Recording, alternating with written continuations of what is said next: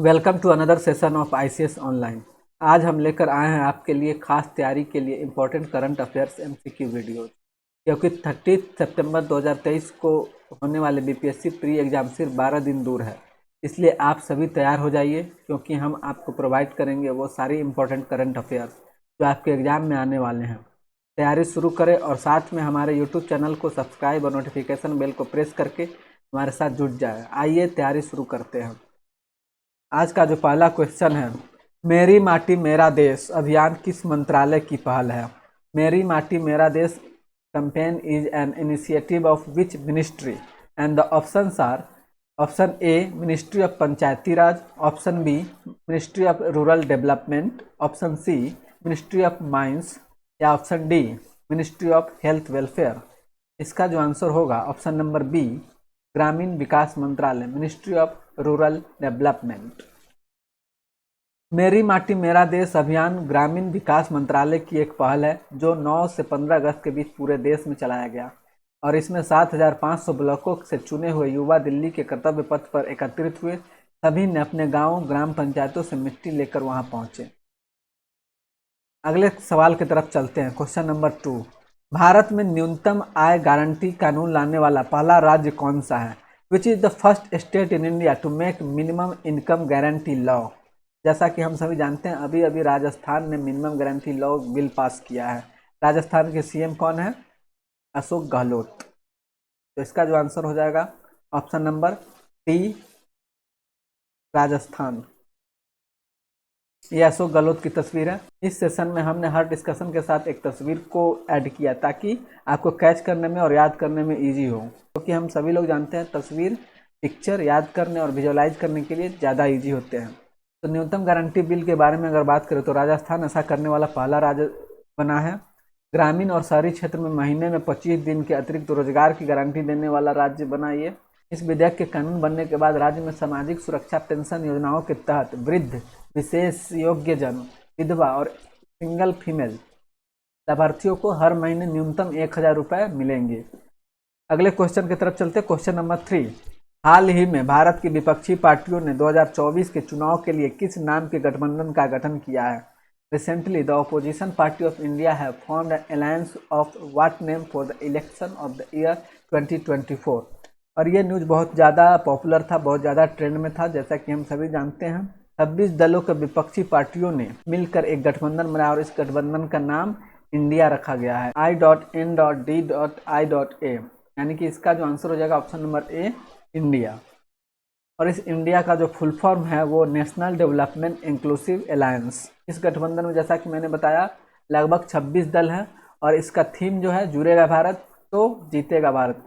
NDA के खिलाफ लड़ने के लिए 26 दल जो है वो 2024 में मैदान में उतर रहे हैं। और इस गठबंधन का पहला मीटिंग जो हुई थी हम ही लोग के राज्य की राजधानी पटना में हुई थी।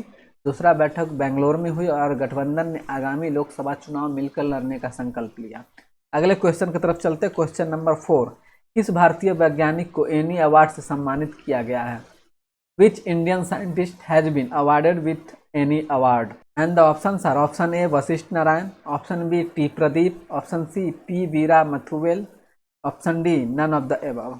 इसका जो आंसर हो जाएगा T Pradeep. He is a professor in IIT Madras. IIT Madras के प्रोफेसर टी प्रदीप को उन्नत नैनो स्केल सामग्रियों का उपयोग करके किफायती और टिकाऊ स्वच्छ पानी उपलब्ध कराने में उनके अभूतपूर्व काम के लिए प्रसिद्ध एनी पुरस्कार से पुरस्कृत किया गया। एनी पुरस्कार को विश्व स्तर पर अत्यधिक सम्मान दिया जाता है, जिसमें पिछले प्राप्तकर्ताओं में प्रसिद्ध नोबेल विजेता और प्रतिष्ठित वैज्ञानिक शामिल हैं। चयन समिति जिसमें नोबेल पुरस्कार विजेता शामिल है यह सुनिश्चित करती है कि केवल असाधारण व्यक्तियों को ही यह प्रतिष्ठित मान्यता प्राप्त हो। अगले क्वेश्चन की तरफ चलते। क्वेश्चन नंबर 5, हाल ही में 500 अंतर्राष्ट्रीय मैच खेलने वाले 10वें क्रिकेट खिलाड़ी कौन बने? Who has become the 10th cricketer to play 500 ODI matches? And the options are Rohit Sharma, Virat Kohli, Steve Smith और रविंद्र जडेजा। जैसा कि हम सभी जानते हैं इसका आंसर होगा विराट कोहली। अभी हाल ही में विराट कोहली ने एक दिवसीय क्रिकेट में 13,000 रन बनाने का सबसे तेज रिकॉर्ड बनाया है, और इसके साथ ही उन्होंने सचिन तेंदुलकर के रिकॉर्ड को तोड़ा है। ये एक टैली है जिसमें सबसे ज़्यादा मैच खेल चुके हैं सचिन तेंदुलकर 64, उसके बाद महिला जवाब ने 752 एक पूरी। अगले क्वेश्चन की तरफ चलते हो। क्वेश्चन नंबर 6, 2024 में 69वीं फिल्म फेयर अवार्ड्स का आयोजन किस राज्य में होगा? In which state will the 69th edition of Filmfare Awards be organized in the year 2024? And the options are UP, Maharashtra, Gujarat और गोवा। तो ये जो संस्करण होने वाला है ये गुजरात में होने वाला है। केंद्रीय मंत्री ऋषिकेश पटेल ने ट्विटर पर इसका घोषणा किया था और ये 69th एडिशन होगा फिल्मफेयर अवार्ड का। अगले क्वेश्चन की तरफ चलते हैं। इन्वेस्ट इंडिया के नए एमडी और सीईओ कौन बने हैं? Who has become the new MD and CEO of Invest India? And the options are मल्लिका शर्मा, अनीता त्रिपाठी, वर्षा मेघवाल और निवृत्ति राय। तो इसका जो आंसर होगा ऑप्शन नंबर डी, निवृत्ति राय। तो this is the image of निवृत्ति रॉय और 12 जुलाई 2023 को इन्वेस्टमेंट इंडिया के एमडी और सीईओ के रूप में इनको अपॉइंट किया गया है। इन्होंने DPIIT के संयुक्त सचिव मनमीत के नंदा से प्रभार ग्रहण किया। अगले क्वेश्चन की तरफ चलते हैं। क्वेश्चन नंबर 8, आईसीसी क्रिकेट विश्व कप 2023 के लिए ब्रांड एम्बेसडर के रूप में किसे नियुक्त किया गया है? Who has been appointed as the brand ambassador for the ICC ODI Cricket World Cup 2023?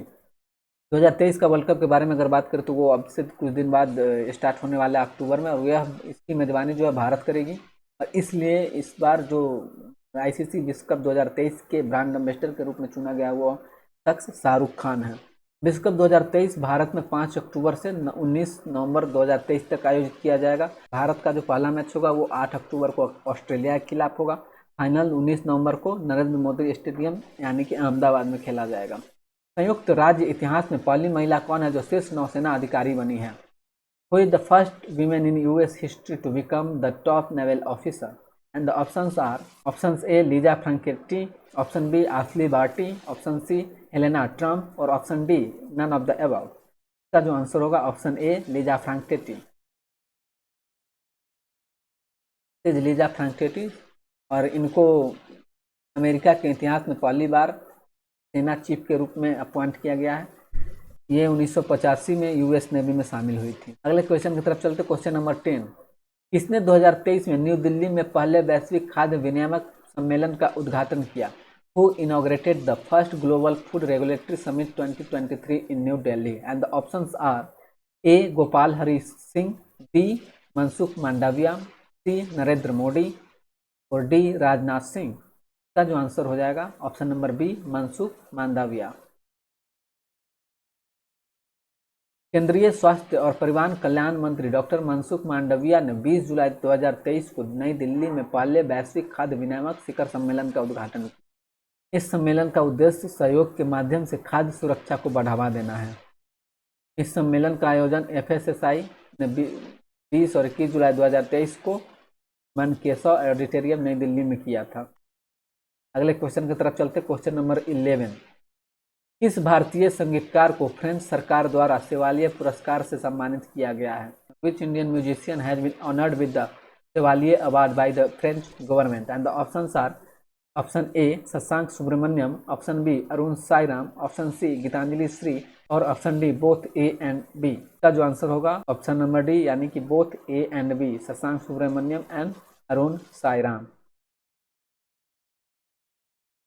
गायन कौशल के लिए यह विश्व भर में मशहूर है और इन 5 नवंबर 2022 को यह पुरस्कार मिला। अगले क्वेश्चन की तरफ चलते। क्वेश्चन नंबर 12, हाल ही में किस देश ने दुनिया का पहला मीथेन से चलने वाला अंतरिक्ष रॉकेट प्रक्षेपित किया है? Which country has recently launched the world's first methane-fueled space rocket? And the options are option A India, option B China, option C Japan और ऑप्शन डी फ्रांस। तो यहाँ पर सक्सेसफुल रॉकेट लॉन्च की बात हो रही है, तो इसमें जो इसका आंसर हो जाएगा ऑप्शन नंबर बी चाइना।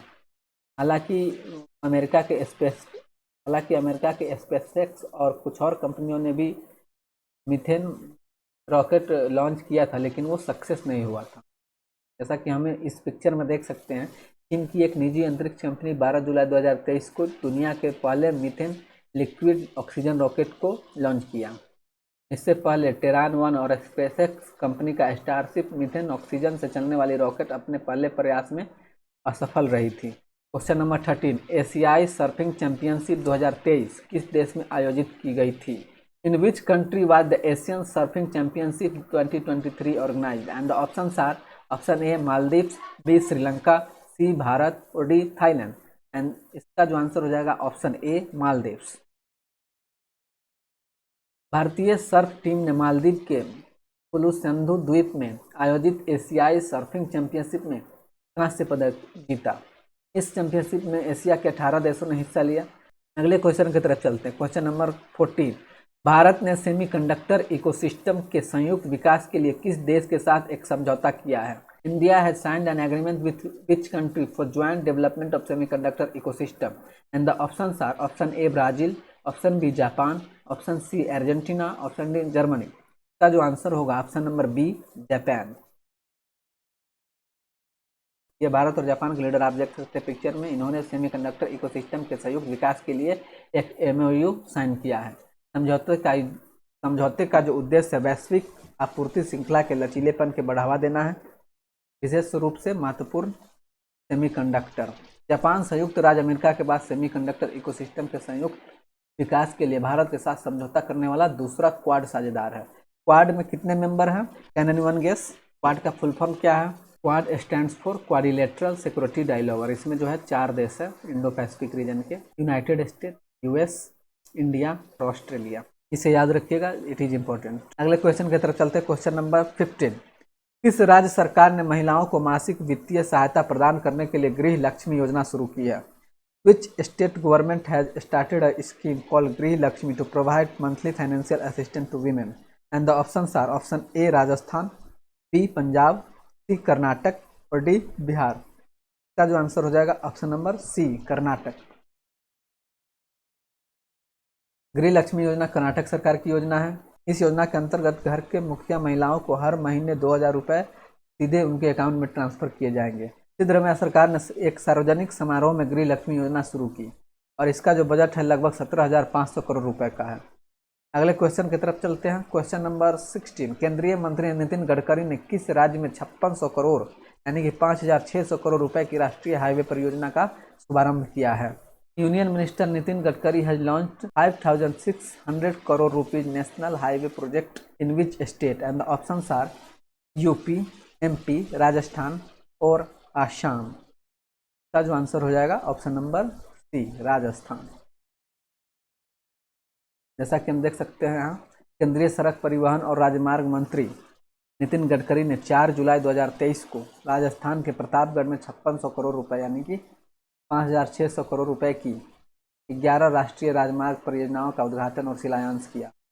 अगले क्वेश्चन की तरफ चलते हैं। क्वेश्चन नंबर 17, किस भारतीय शहर ने भारत में QS best student cities 2024 ranking में शीर्ष स्थान प्राप्त किया है? Which Indian state has top the QS best student cities 2024 ranking in India? यहाँ पे ध्यान देने वाली बात है कि इन इंडिया पूछा है। ओवरऑल अगर पूछा तो ओवरऑल इसका जवाब क्या हो जाएगा? लंदन। और इन इंडिया 130वें स्थान पे मुंबई रही है, तो इन इंडिया टॉप जो होगा वो मुंबई होगी। तो इसका answer option number A Mumbai. जैसा कि ये एक लिस्ट हम दे सकते हैं, सबसे टॉप लंदन किया है यूके का, उसके बाद Munich Germany, Seoul south Korea की राजधानी, rank 4 Zurich Switzerland, rank 5 Melbourne Australia, rank 51 Dubai UAE, rank 103 Mumbai.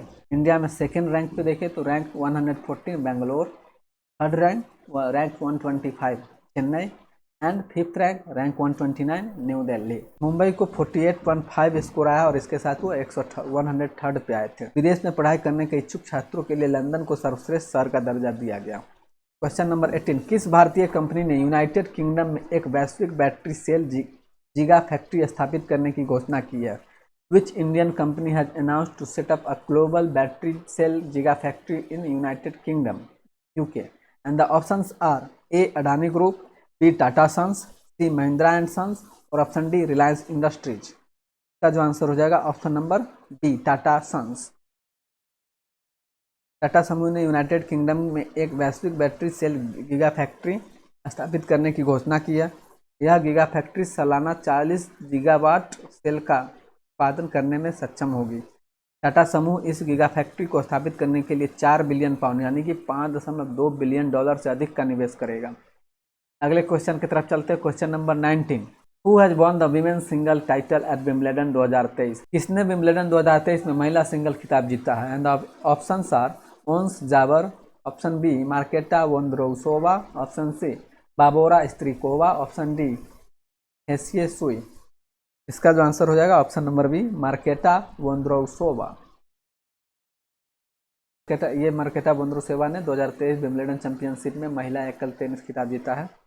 इन्होंने ट्यूनीशिया के ओन्स जावेर को 6-4, 6-4 से हराया। यह चेक गणराज्य की तीसरी महिला टेनिस खिलाड़ी है जिन्होंने महिला एकल खिताब जीता है। अगले क्वेश्चन की तरफ चलते हैं, क्वेश्चन नंबर 20। भारतीय कृषि अनुसंधान परिषद ICAR ने 16 जुलाई 2023 को किस स्थापना दिवस को मनाया है? Which foundation day has the ICAR celebrated on 16th July 2023? And the options are option A 93rd, option B 94th, option C 95th और option D 99th। का जो आंसर हो जाएगा ऑप्शन नंबर C 95। ICAR ने 16 से 18 जुलाई 2023 तक राष्ट्रीय कृषि विज्ञान परिसर पूसा नई दिल्ली में अपना 95वां स्थापना और टेक्नोलॉजी डे मनाया। ICAR ने पहली बार टेक्नोलॉजी डे मनाया है। ICAR की स्थापना 16 जुलाई 1929 को हुई थी। कार्यक्रम में अलग अलग जगहों से किसान, छात्र और बिजनेसमैन यहाँ भाग लिए। इसका जो उद्देश्य था ICAR द्वारा विकसित टेक्नोलॉजी और नवाचारों के बारे में लोगों को शिक्षित करना। अगले क्वेश्चन की तरफ चलते, question number 21। Who has won the men's single title in Wimbledon 2023? किसने विंबलडन 2023 में पुरुष एकल खिताब जीता? And the options are Novak जोकोविच, option B Wesley Koolhof, option C Carlos Alcaraz और ऑप्शन डी रॉजर फेडरर। इसका जो सही आंसर हो जाएगा option number C Carlos Alcaraz.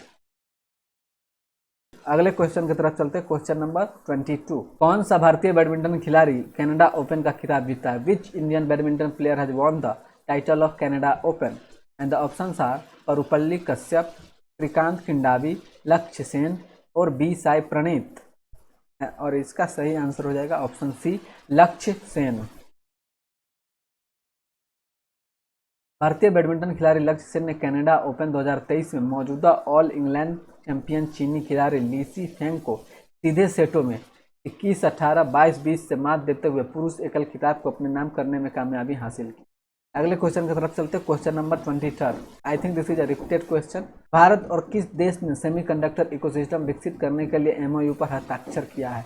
India and which country have sign MOU to develop semiconductor ecosystem? And the options are option A Japan, option B America, option C Australia और option D none of the above. जैसा कि हम सभी पहले discuss कर चुके हैं, इसका आंसर होगा option number A Japan.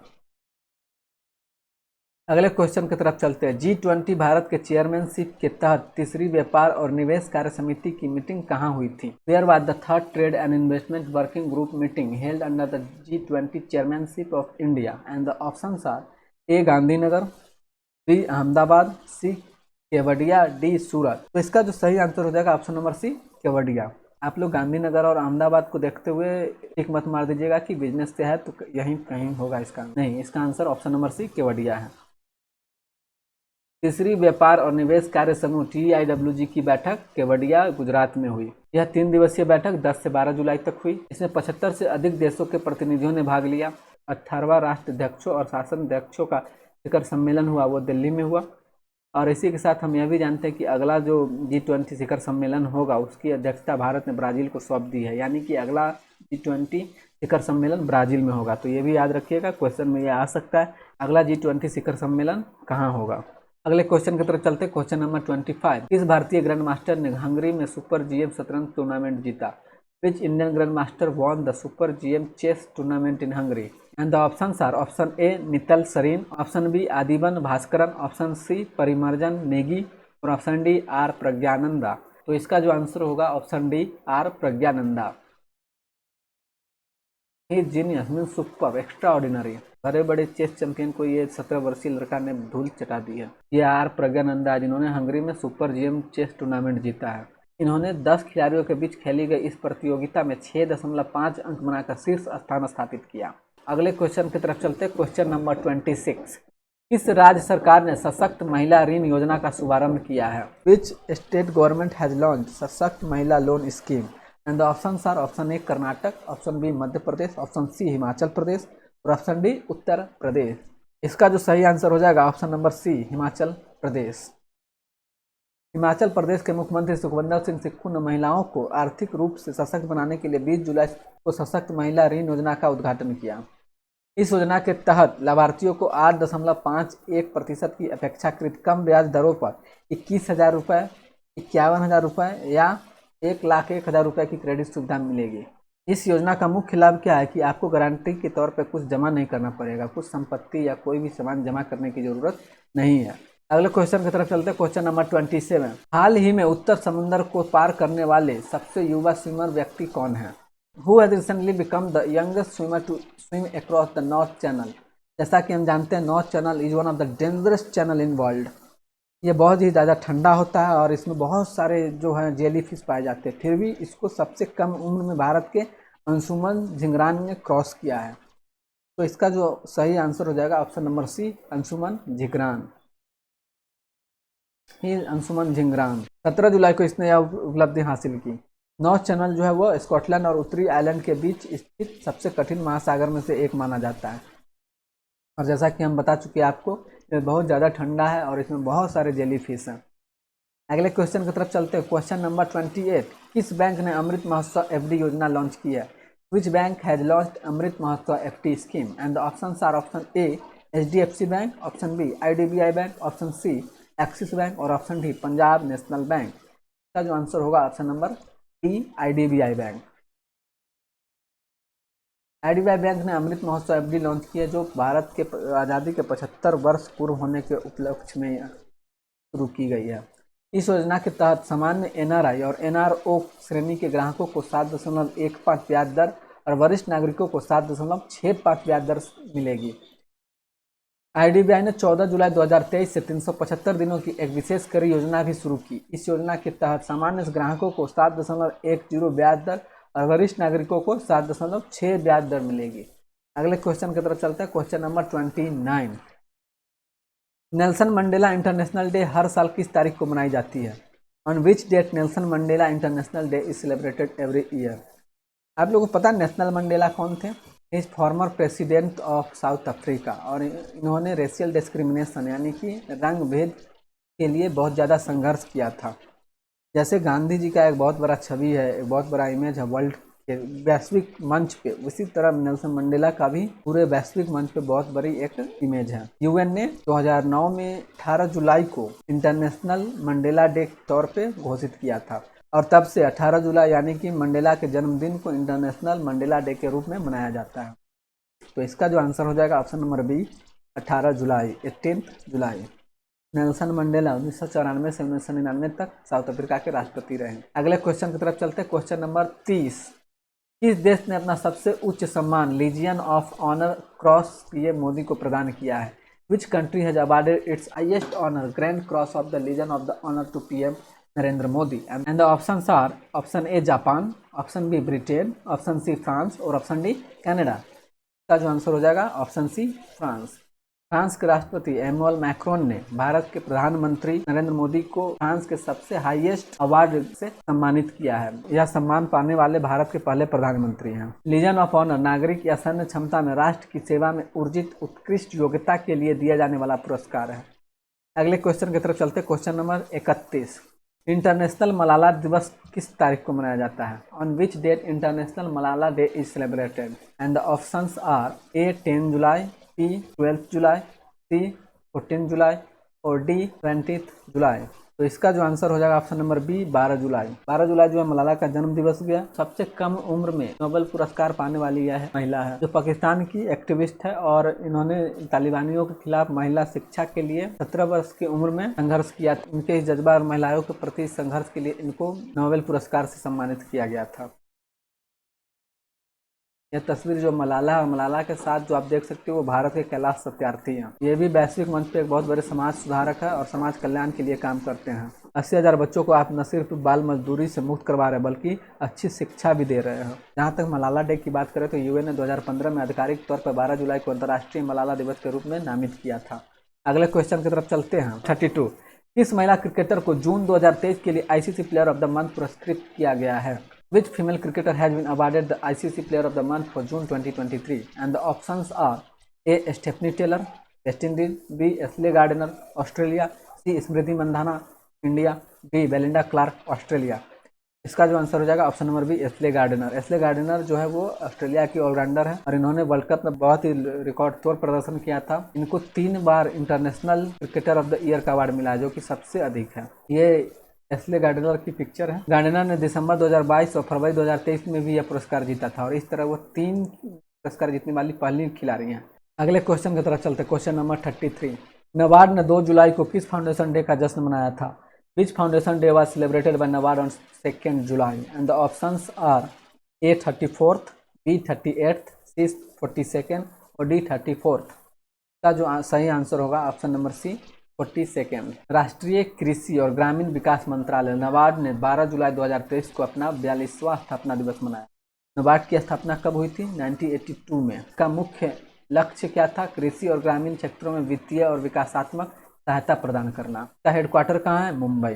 Question number 34। Henley passport index 2023 के अनुसार भारतीय पासपोर्ट की रैंक क्या है? What is the rank of Indian passport as per Henley passport index 2023? And the options are A 80, B 81, C 82 और D 83। का जो सही आंसर हो जाएगा ऑप्शन नंबर ए 80वां 80। 2023 के हेनले पासपोर्ट इंडेक्स में भारत पासपोर्ट 80वें स्थान पर रहा, जबकि 2022 में यह 87 पोजीशन पर था, मतलब 7 पायदान की सुधार हुई है। इस रैंकिंग के साथ भारतीय यात्री 57 देश की यात्रा बिना किसी वीजा के कर सकते हैं। 2023 में सबसे शक्तिशाली पासपोर्ट सिंगापुर का है, जो उनके धारकों को 192 देशों में वीजा मुक्त या प्रवेश वीजा के साथ यात्रा करने की अनुमति देता है। आज के आखिरी क्वेश्चन नंबर 35 की ओर चलते हैं। Question number 35। अंतर्राष्ट्रीय रक्षा प्रदर्शनी 2023 का आयोजन किस देश में किया जाएगा? In which country will the International Defense Exhibition 2023 be organized? And the options are option A South Korea, option B India, option C China और option D सिंगापुर। इसका जो आंसर होगा option number A south Korea. South Korea की राजधानी Seoul में ये exhibition होने वाली है। तो the answer will be option number A south Korea. अंतर्राष्ट्रीय रक्षा प्रदर्शनी 2023 दक्षिण कोरिया की राजधानी सियोल में आयोजित की जाएगी। यह 6 दिवसीय प्रदर्शनी 17 अक्टूबर 2023 को शुरू होगी। इसमें 35 देशों की 550 कंपनियां शामिल होगी। यह प्रदर्शनी का अब तक का सबसे बड़ा एडिशन होगा। इंटरनेशनल डिफेंस एग्जीबिशन पहली बार 1996 में आयोजित किया गया था। तो आज के लिए इतना ही। हमारे चैनल के साथ बने रहें, इसको लाइक, सब्सक्राइब और शेयर करें। अगले वीडियोज में और भी इंपॉर्टेंट टॉपिक्स लेके आएंगे, इसलिए don't forget to subscribe our channel. तब तक के लिए thank you. All the best for the examination. Have a good day.